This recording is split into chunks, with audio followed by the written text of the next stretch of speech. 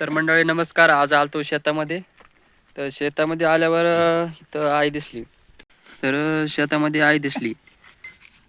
तर विचारू आईला, आई काय करते. आई काय करते तू? बघर हे चुळे ते म्हणजे कशासाठी वापरते ते? उपासाला एकादशीला त्याला. असं आहे का? हा. आणि त्यामध्ये तर काही हिरवी दिसते मला. काही कवळी काही पाखरं खा लागली ते घेतली काढून. असं आहे का? आता साधारण हे किती निघाल?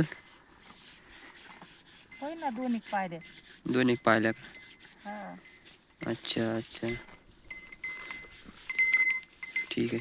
एवढीच उपासासाठी आपली. शाबू नाही उपासाला जमत. शाबू आहे तर तू. असं आहे का? हा. बाकी उपासाला काय काय असते? हा. उपासाला काय काय खाता तुम्ही? शाबू, भगर. अच्छा,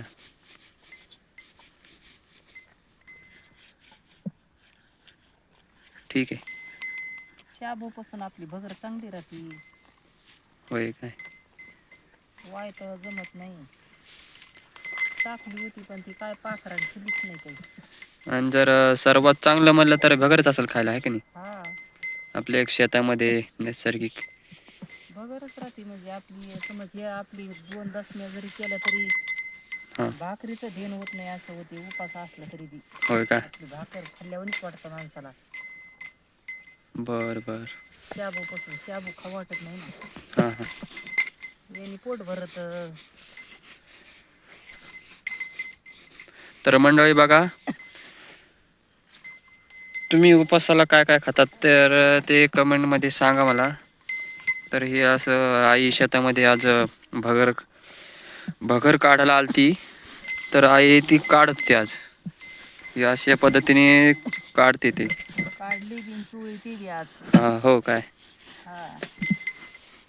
तर हे दाखवतो तुम्हाला व्हिडिओमध्ये मी. अशी भगर असते. तर तुमच्याकडे असं भगरला काय म्हणतात ते नक्की कमेंटमध्ये सांगा. आणि अशाच पद्धतीचे व्हिडिओ पाहण्यासाठी माझ्या चॅनलला सबस्क्राईब करा.